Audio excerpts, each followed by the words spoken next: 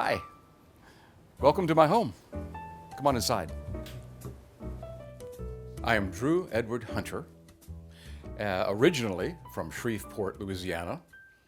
Spent some time living in New Orleans, spent even more time living in Dallas, moved to Jacksonville in 1997 to accept a job at Sally Dark Rides as a ride designer. I wound up in Springfield in kind of a accidental way. I was at work one day, and one of my fellow designers said, "Hey, this is back in 2000, and I was looking for another place to live."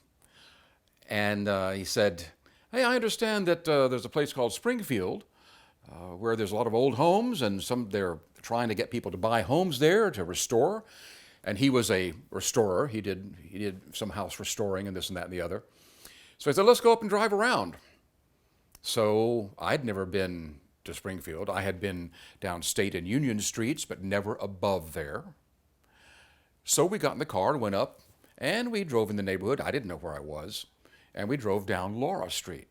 Then we drove past 8th Street, and I looked over to the side, and there was a beautiful yellow house with a for rent sign in the window. And I said, "Stop the car." Stop the car. And I got out and went over. It had just been restored. I looked in all the windows, went back to work, called my partner and said, "Let's go look at this house." That evening we looked at the house, and the next day we rented it. When I told people at work that I had rented a home in Springfield, they're going, "Are you crazy? Are you crazy?" I went, "No, I'm not crazy. It's a beautiful home." I sized up the neighborhood, and I've lived in the middle of the French Quarter in New Orleans. I've been around the world. I've lived I've been to a lot of interesting places. So, it's going to be fine. And it was. It was wonderful. It was one of the best decisions I ever made. Then I moved away from that house to another home in Arlington, a mid-century modern home in Arlington. Was there for 13 and a half years, and decided I wanted to move back to Springfield, and I did. Looking back on my time in Springfield, when I first moved in to the house on Laura Street in 2000, the fabric of the neighborhood was considerably different than you find it today. There were definitely community organizations, SIAA and SPAR and so on, but there was a certain community spirit, but nothing like it is today. And we really weren't part of that much. We did have our house on the spring tour in 2001, I believe. The house was on the spring tour. But there wasn't a whole lot of interaction with other people. I distinctly, of course, remember meeting Chris Farley, who is still a very dear friend of mine, and she's a fixture in the neighborhood. She's one of the most magnificent people I've ever met. So it was my main memory of that time was meeting Chris, talking with her, and going to Henrietta's, which was right around the corner from where I lived, and which is where Strings is now. But we kind of, we just lived our lives, and there wasn't a lot of, if there were parties, we didn't go to them. We had some ourselves, but it was a different feel than it is now. Now there is a community spirit, and although there may be disagreements among people in Springfield, if somebody says something bad about Springfield, we'll all come after you. Yes, when I think about the changes in historic Springfield, one of the things I have to say is the development of Main Street. Because when I first moved here, there were a few places up and down Main Street, and then, as I said, Henrietta's was there for a while, but there wasn't a whole lot more on Main Street. So the development of Main Street and the continuing development of Main Street has been a major factor in not only making the neighborhood more livable for us, but for bringing other people to the neighborhood. Another one is, of course, Porch Fest, which has been a significant development. And then all the other the other activities SIAA does, all things like that have all gelled. Or I should say, they are gelling and creating this Springfield ambience and this community spirit that I've talked about. I have many stories and memories of life in Springfield. One time when we were living on Laura Street back in probably 2001, all the lights went out. There was a massive light power outage all over Jacksonville. Everyone was plunged into absolute darkness. And it turned out to be a kind of a magical night because everybody went on their front porches. Everyone went on the front porches and sitting out there and having drinks and visiting and people walking down the streets. We met more neighbors that night and bonded with more people that night thanks to the power outage than we did any other time. So that was pretty interesting. I guess maybe there ought to be more power outages and we'll all get closer together or something. I don't know. Then one time I discovered a little lady living under our house, and she was putting all her stuff under there, and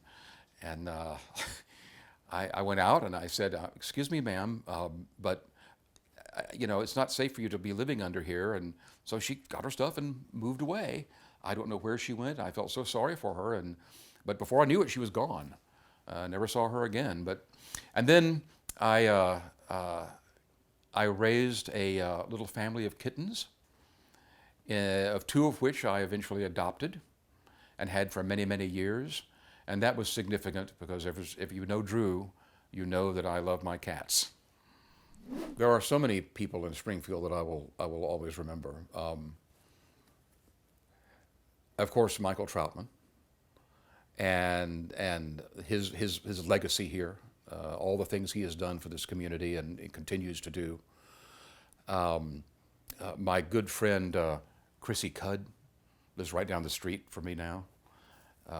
And another realtor friend, Pat Nordorf, who helped me sell my house in Arlington and helped me buy the house I'm in now. And if you talk with Pat, she'll tell you that I was and this is her words, the most chill client she ever had.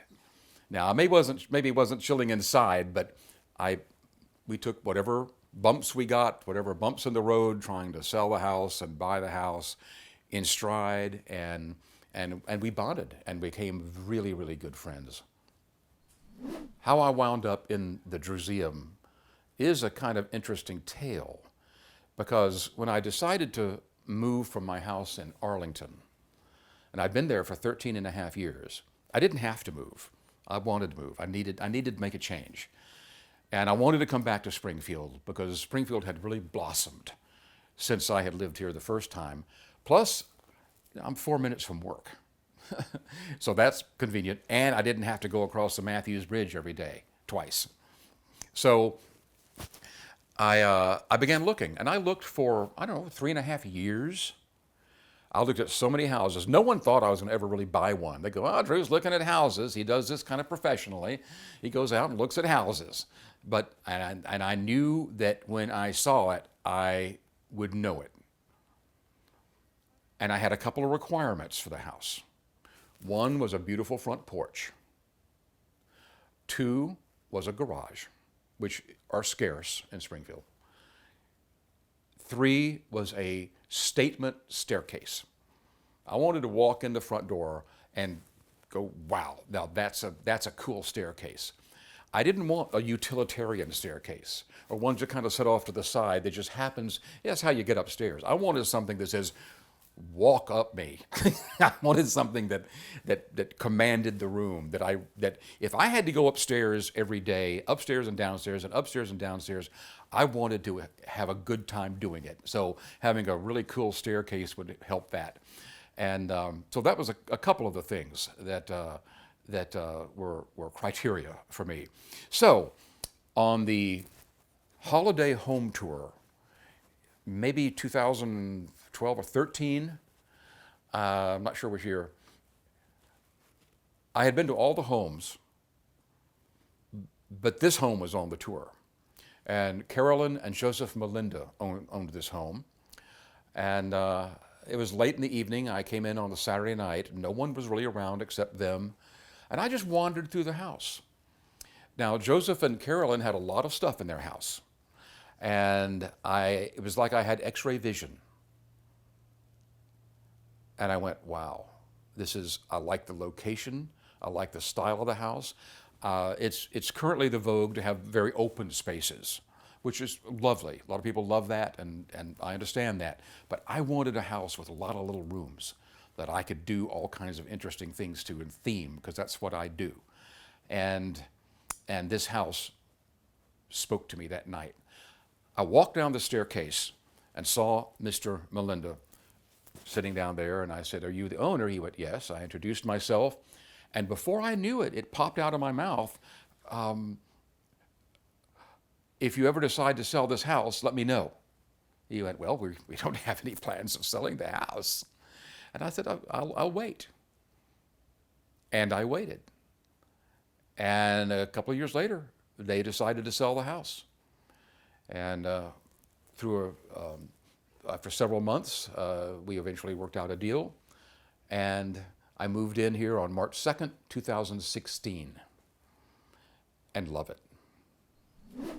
Why did I want to buy an old house that needs constant upkeep, that isn't well insulated, that is leaning? I tell people that when I moved in this house in 2016, I put a marble on the floor to see what would happen. And over 5.5 years later, that marble is still rolling. It's still rolling around this house. Maybe not, but it has character. But the reason I wanted a whole house was my grandparents' house in Shreveport, Louisiana, in the Highland district of Shreveport. My grandfather grew up in that house. My parents courted on the front porch of that house. I lived in that house. I went over to visit my grandparents all the time as a kid. Then later on, I lived in the house, and it was a big old. It would fit perfectly in Springfield. It was built in 1906, I believe, a corner lot, much like this one, with a big porch, and I wanted to capture that again in my life. So that's one reason I wanted a big old house again. I am very fortunate to have something that is very near and dear to me, and it is from my grandparents' house. It was on their front porch when I was brought to that house straight from the hospital when I was born. I was brought to that porch on Halloween morning, 1949. I was not born on Halloween, unfortunately, but close to it. And they brought me to the house, though, Halloween morning, 1949. And on that porch was a wooden glider. My parents had courted in that wooden glider. They'd sat on that wooden glider in 1943, 3 years before they were married.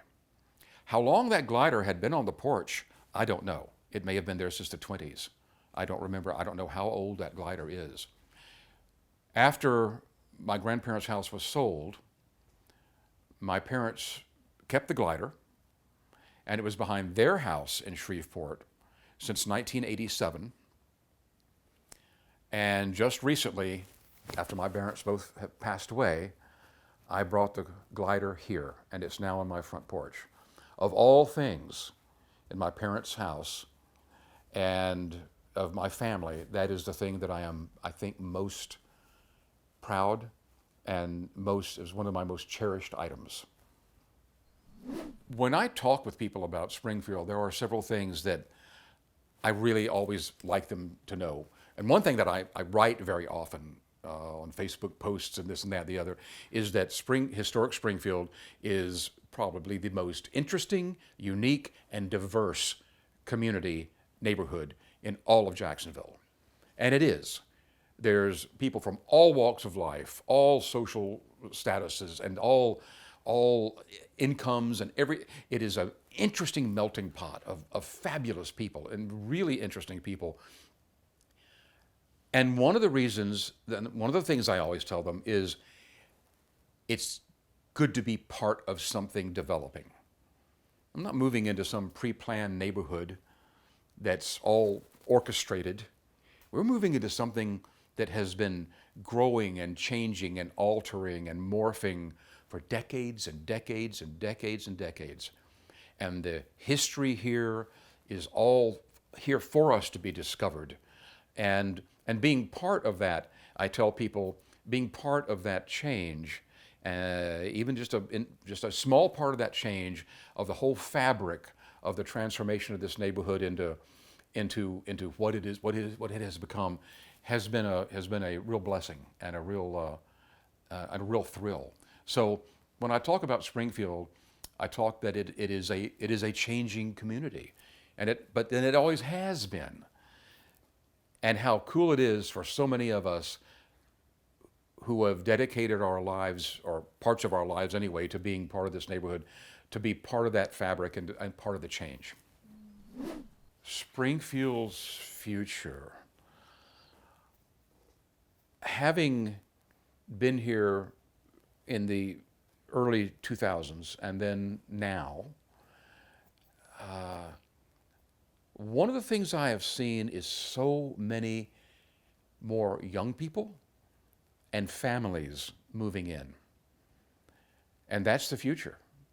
The future of Springfield is all of these families. I have a family of 4 living next door to me, and families living down the street. I see people walking dogs all the time with their kids and playing in the park. So the future of Springfield is extremely positive, in my opinion. We have new businesses coming in on Main Street. More and more people are coming here to enjoy the various restaurants and the breweries and this and that and the other, and the festivals we have. And so I think the future of Springfield is more people discovering it and discovering the opportunity of good deals on houses, and get a lot more house for your money here than you would in many other parts of town. But also just the uniqueness of it, just to be part of something so different and so unique where you can make a difference. I think that's something that people need to know. Hey, thanks for stopping in. Hope you had a good time. Later.